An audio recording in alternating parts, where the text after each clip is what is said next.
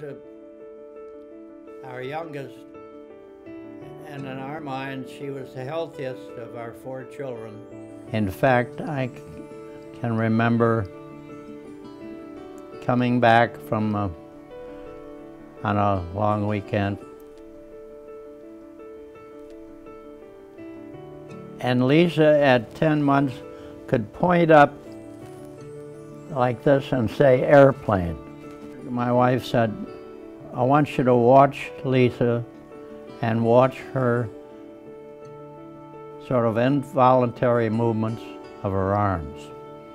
So we were very worried, and we spent the next month or more talking to doctors, and everything led to Dr. Frederick Gibbs, and spent his life studying epilepsy. And so he gave Lisa the test, and I asked the prognosis, and he said, severe retardation and death. And so we said, is there anything we can do? And he said, well, Erna and I spent the summer in Europe, and we ran into a young doctor in Belgium. This doctor had started to give ACTH to some of these children that he identified with hypsarrhythmia. Fred went to 20, 30, 40, 50 of ACTH intermuscularly a day. And in a month or two, the program began to indicate that a third were almost cured. Some of them absolutely cured. And a third were helped, no question, and a third weren't helped at all. And Lisa was in the latter third. Lisa is now a little over a year old. She is literally nothing. And she is that way for 4 years. My family, Mark's family, all of our friends, everybody worked. You know, what more can you do? We've never done intravenous injections. So they gave her 50 units intravenously, and she never had another seizure. I mean, a miracle. Total miracle in front of us.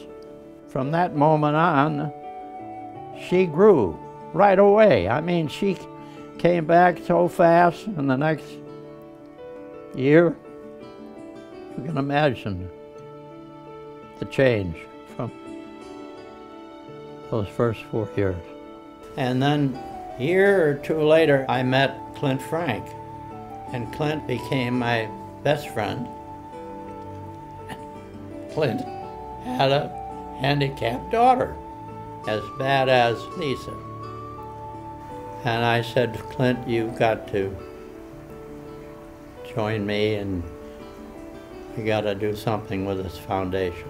With Clint and friends, I mean, they believed in brain research and wanted to join us. The last 20, 25 years have been incredibly strong, and once we got into the grants world, which is still the most exciting thing I can imagine, a seed grant to a young scientist, I try to tell everybody is the most important thing we can do, and we're doing it. You know, if you found the most outstanding seed grant opportunity in the country, and they needed a lot more than we can give, we'd probably fight like hell to get it. I have a vision of somebody coming along, giving us 5 or 10 or 25. Why not? I mean, we're accomplishing where the potential is obvious, And any human being is going to react to it, not because of me, because of the obvious need. Thank you all. Thank you all who will listen.